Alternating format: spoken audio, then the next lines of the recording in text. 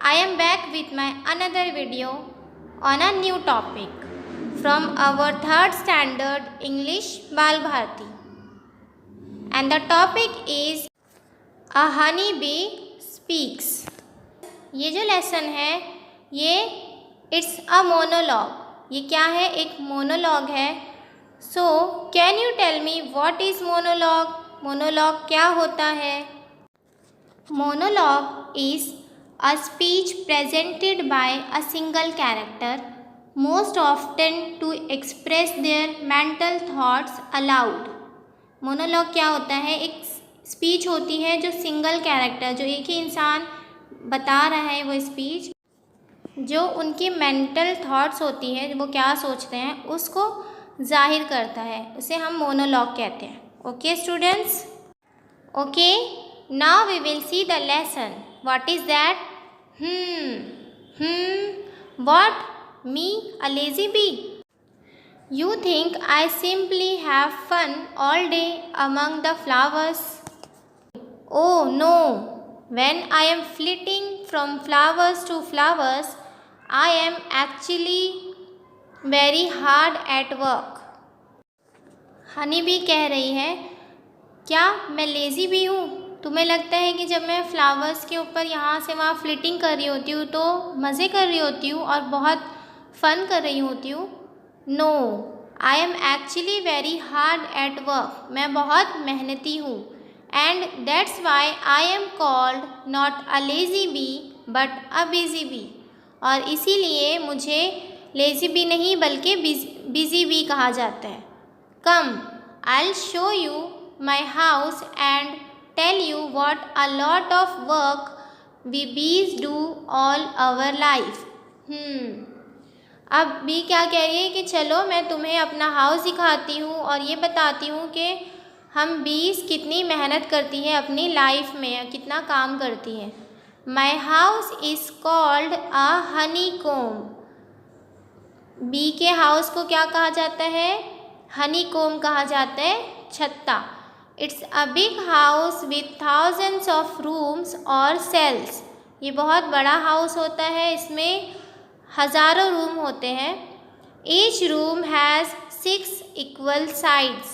जितने भी रूम्स, इसमें हज़ारों रूम होते हैं, हर रूम के 6 इक्वल साइड होते हैं और जो रूम्स हैं वो सारे रूम्स एक ही साइज़ के होते हैं।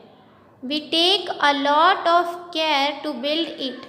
अब देखो सारे रूम के 6 साइज़ है और जो रूम है, एक एक रूम, हर रूम सेम साइज़ का है, तो इसे बनाने के लिए बहुत ज़्यादा ध्यान देना पड़ता है। We even produce the material for building the comb, it's called bees wax. हम लोग मटेरियल प्रोड्यूस करते हैं बिल्डिंग बनाने के लिए, घर बनाने के लिए मटेरियल प्रोड्यूस करते हैं, उसे क्या कहते हैं? Bees wax. Do you know when I was very young? क्या तुम जानते हो जब मैं बहुत छोटी थी? I use to stay at home. मैं घर पर रहा करती थी। जब मैं छोटी थी तब मैं घर पर रहा करती थी। But even then I had to do a lot of work. लेकिन तभी भी मुझे बहुत सारा काम करना पड़ता था। बी ने क्या कहा? जब मैं छोटी थी तभी भी मुझे बहुत सारा काम करना पड़ता था। I had to look after the larva, the babies that would grow into bees. I had to feed them and protect them. अभी इस बी क्या बता रही है कि जब मुझे उस वक्त क्या करना पड़ता था? लार्वा की केयर करनी पड़ती थी, जिसमें जो बेबीज़ हैं जो ग्रो करेंगे बीज में, जो छोटे बेबीज़ हैं वो बड़े होकर मक्खी बनने वाले हैं, हनी बी बनने वाले हैं, उनकी केयर करनी पड़ती थी, उन्हें खाना खिलाना पड़ता था और उन्हें प्रोटेक्ट करना पड़ता था। If any one came near our comb to disturb it, I was ready with my weapon a sting. अगर कोई हमारे कोम के पास आता था उसे डिस्टर्ब करने के लिए, तो मैं तैयार रहती थी अपने वेपन के साथ, और उसका वेपन क्या है? आ sting. I am not only a worker, I am also a soldier. अब ये बी क्या कह रही है कि मैं सिर्फ वर्कर नहीं हूँ, मैं एक सोल्जर भी हूँ। Beware, don't trouble me, तो इसलिए तुम सावधान रहो, मुझे परेशान मत करो। Well, to go back to the comb. अब बी क्या कह रही है कि ये बातें नहीं करते हैं, चलो हम वापस कोम की तरफ जाते हैं, जो हनी बी का घर है उसके बारे में हनी बी बता रही है। I had to keep the comb cool by fanning it with my wings. अब हनी बी ने यहाँ पे क्या कहा है कि मुझे इस कॉम्ब को, जो छत्ता है, उसे ठंडा रखना पड़ता है। किस तरह ठंडा रखती है वो? अपने विंग्स से, अपने परों से फैन करके। Then I had to keep the house in order, put away all the honey and food that other bees brought from the flowers. उसके बाद इस बी को क्या करना पड़ता था? हाउस को ऑर्डर में रखना पड़ता था, जैसे कि सारे हनी और जो खाना है वो एक जगह पे रखेंगे, जो हनी दूसरे बीज ने फ्लावर्स से जमा करके लाए हैं वो अलग रखेंगे। But luckily I had hundreds of other बीज वर्किंग विथ मी। लेकिन लकीली, किस्मत से, मेरे पास हंड्रेड्स ऑफ बीज है मेरे साथ काम करने के लिए। We all work together without ever fighting. हम लोग सब साथ में काम करते हैं बिना लड़ाई झगड़ा किए।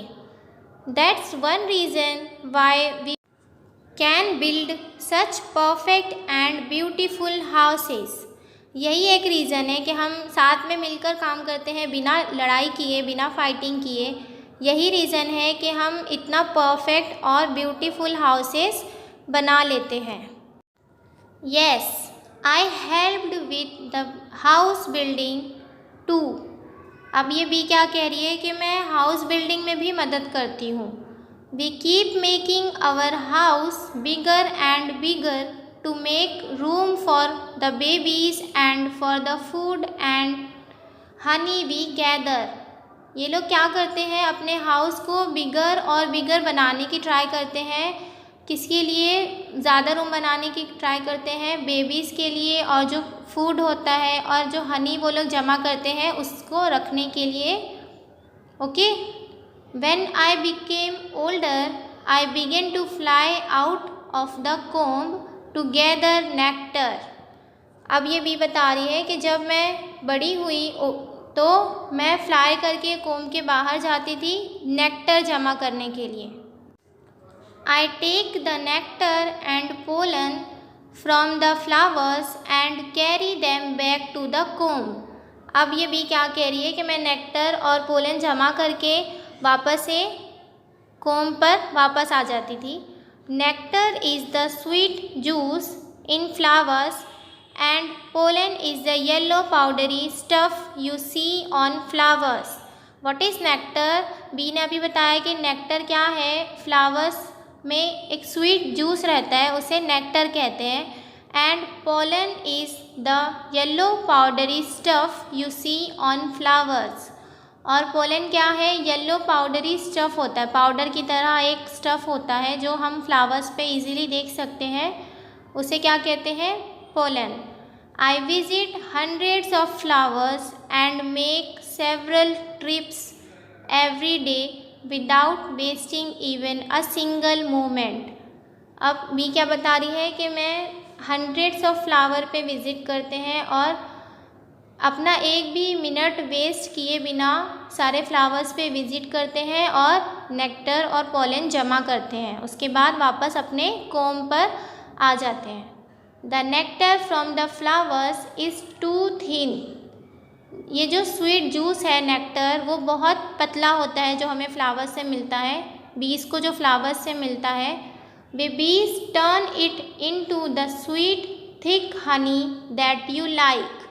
और जो हम बीज है वो क्या करती है? इस नेक्टर को स्वीट थिक हनी में कन्वर्ट करती है, जो हमें पसंद है, जो हम लोग पसंद करते हैं। हम खाना पसंद करते हैं ना, शहद खाना पसंद करते हैं, तो ये बीज इतनी मेहनत करके शहद बनाती है। It's only because you called me a lazy bee that I stopped and explained it all to you. ये इसीलिए कि तुम लोगों ने मुझे लेज़ी भी कहा, इसीलिए मैं स्टॉप्ड हुई, रुक गई और तुम्हें एक्सप्लेन करने लगी कि हम कितनी मेहनत करते हैं। Otherwise I have not a moment to lose. अदरवाइज़ हमारे पास बिल्कुल भी वक्त नहीं है बर्बाद करने के लिए। अगर तुम लोगों ने मुझे लेज़ी भी नहीं कहा होता तो मैं आप लोगों को एक्सप्लेन नहीं करती कि हम कितनी मेहनत करते हैं। Okay, bye. तो स्टूडेंट्स, आप लोगों को ये लेसन समझ में आया? ये मोनोलॉग है और हनी भी अपने बारे में यहाँ पे बता रही है कि हम कितनी मेहनत करते हैं। I hope you all understood the concept. We will meet again in my another video. Please subscribe the channel and press the bell icon.